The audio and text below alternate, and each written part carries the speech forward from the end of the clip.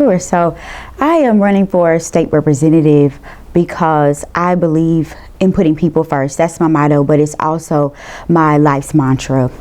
Ever since I was younger, I was always like the class spokesperson or just really, heavily involved in public life and bettering other people's lives, whether it was, community service aspect of things. And my first job was in the state legislature at 16 years old.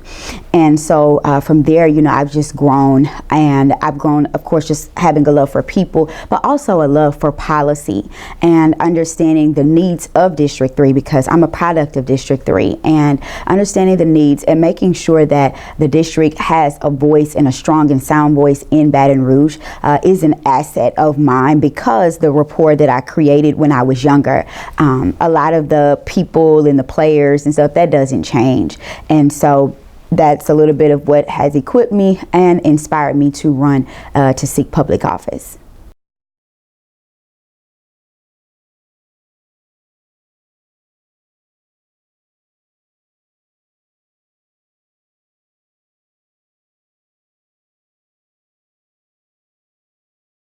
Sure thing. So it's a great thing to have a working relationship with our current governor, which fosters, great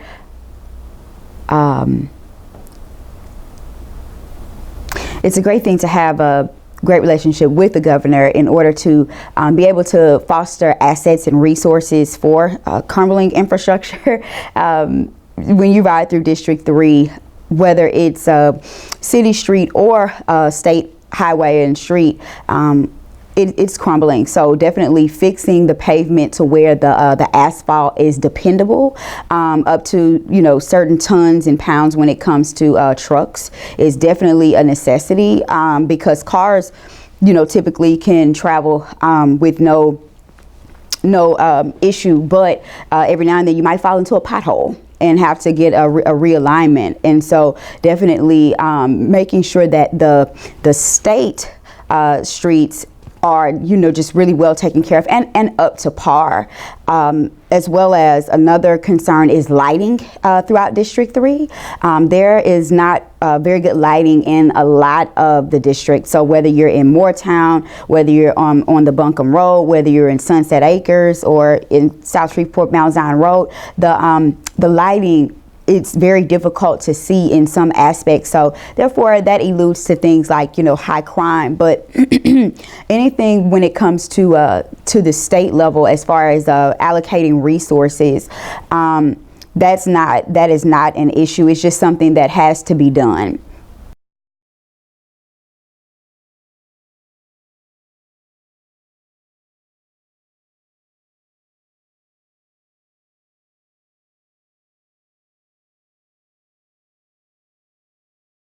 Sure. So having the I49 connector means economic growth for Shreveport.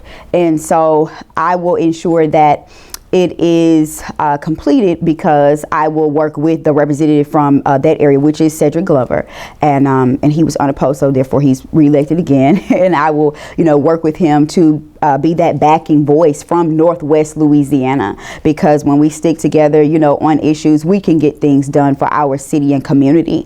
And personally, my church sits in Allendale, and I attend Mount Canaan Baptist Church, and we are, just preparing our congregation. We are preparing the community that more than likely we will have to leave, we will have to move. And what does that look like for us? So being intentional about bridging the gap between people and then what is to come is very, very important. And just making sure that because part of Allendale is in the opportunity zone, so we want I-49 to come through, because that can be just very vital to business owners. It can be very vital to those who even just are property owners and maybe who do not have a business. So I will support legislation and back it wholeheartedly.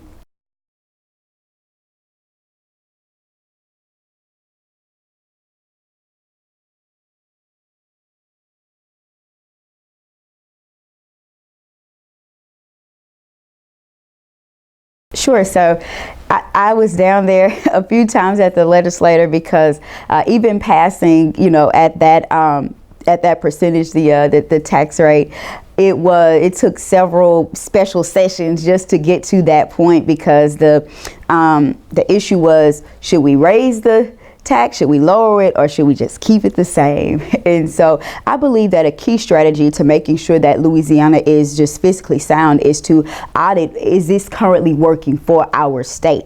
How does this affect Louisiana as a whole? But how does this affect Northwest Louisiana? Are we benefiting? Are our people benefiting? So that's the strategy that I would typically use, to sit down with the senators and legislators from our area. We all come to the table to say, is this benefiting our people? And can we see it benefiting our people in the future, especially because 2020 fiscal session, it'll be here before we know it.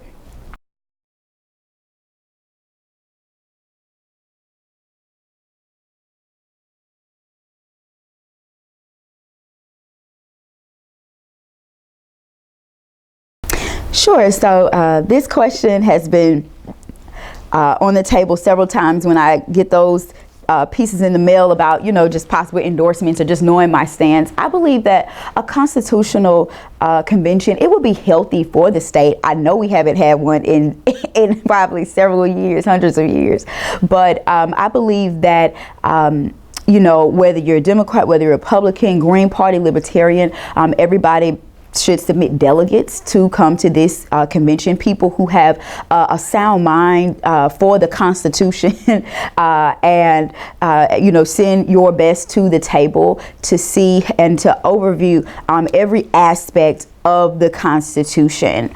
And I believe that also just even putting a survey together, a statewide survey, to see how do the citizens feel, because of course I think that a constitutional convention would be something that is healthy. Now, what should it accomplish? I believe that possibly this constitutional convention could be healthy because it could make our state stronger, because we would hear each other's voices on a level that would be unifying, and it would not be divisive. And this group of people at the convention could submit recommendations to the governor, submit recommendations to the state legislator and the governing bodies, where they think that we should look at whatever piece of the Constitution that's out there. So many layers and pieces, so I don't want to get into those intricate details, but I believe that could be a healthy thing for our state.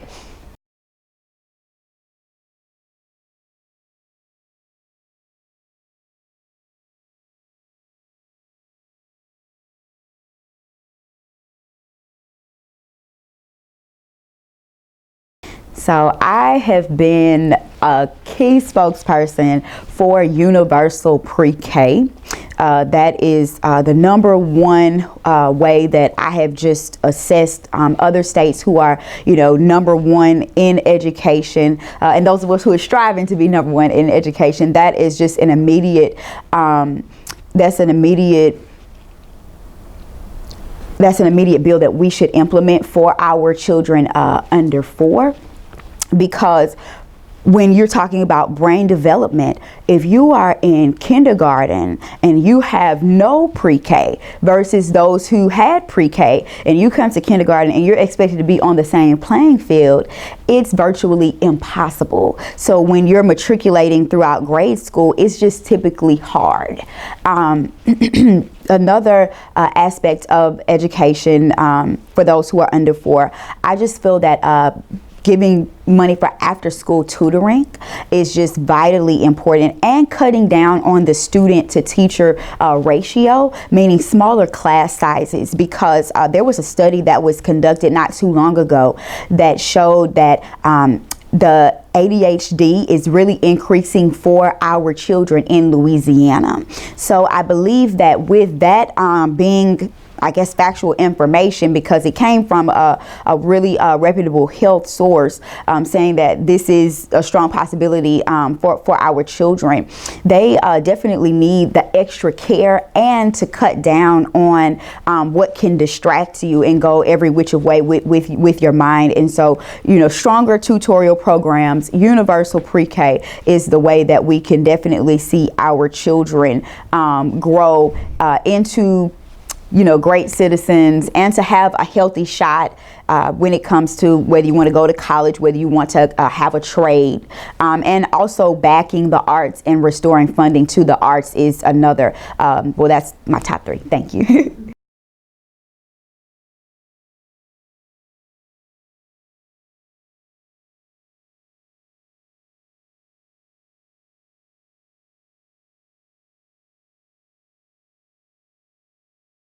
So, improving the workforce pipeline, especially in District 3, is very vital.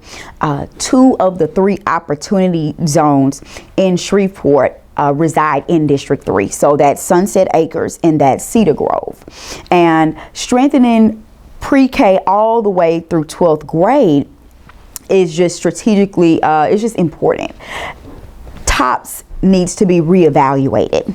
150 students in District 3 receive TOPS, and there are so many other students that would qualify if there were stronger ACT and SAT prep courses. And I believe that the curriculum definitely needs to be looked at. I'm not running for Bessie Board, but I would definitely encourage those who have that power there to reevaluate the curriculum that our students are learning. Is it really preparing them to be great academicians when they graduate and go on to do other things? Is it really preparing them for business? Is it really preparing them to go into the oil field if they choose to? Is it preparing them to be, productive?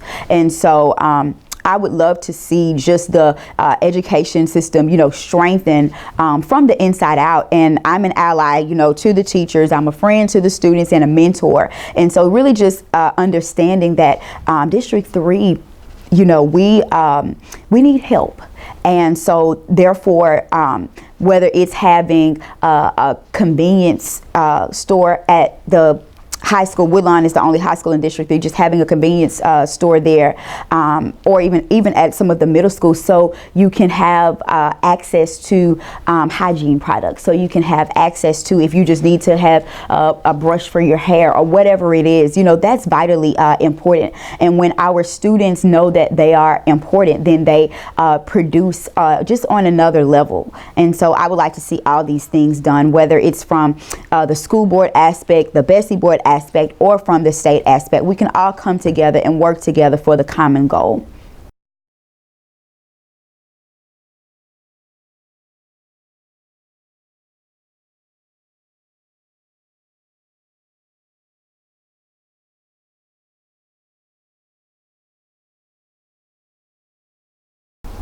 Sure. So when the governor implemented Medicaid expansion, 450,000 people who initially did not have access to affordable health care were allowed, and even now are allowed to have that affordable health care. And it supplied 19,000 people across the state of Louisiana with jobs. I do believe that we should look to see how this will affect our state in the immediate future, and whatever we can do to look at other healthcare options that may be sustainable. So we want to definitely keep those 450,000 people who have Medicaid expansion. We want to keep them with that Medicaid expansion. But is there federal funding that can be an asset so it would not be a burden on the state? That is something that we definitely need to look at, and we want those 19,000 people to stay employed, because we know what happens when jobs are cut. People typically leave the state because of lack of jobs. So immediate steps, I would just say, to sit down. We have a great Congressman Johnson. Sit down with him to see what federal funding is out there to help these people maintain access to health care. Because when you have a healthier Louisiana, you have people who are happier. You have just sustainability across the board.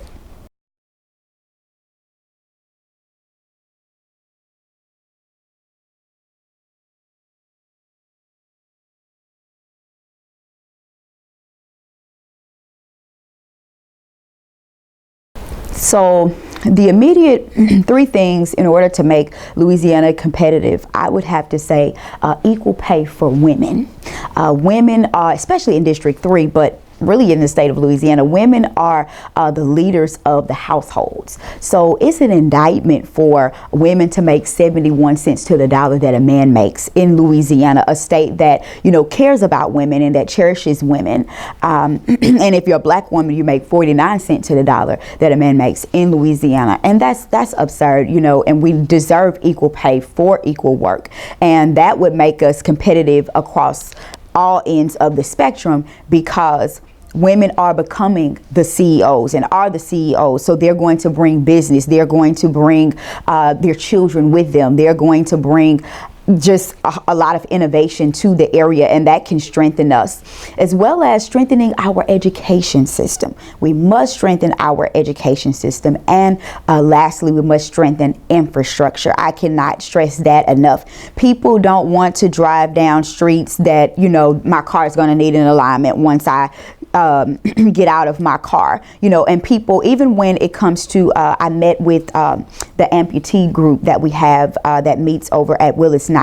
So when you strengthen infrastructure, that means that people who are disabled, that they can, you know, go to work without worrying about water splashing back on them. That means that, you know, they can, you know, strive and thrive, and we can have a healthy community for everybody. Everybody's needs can be met.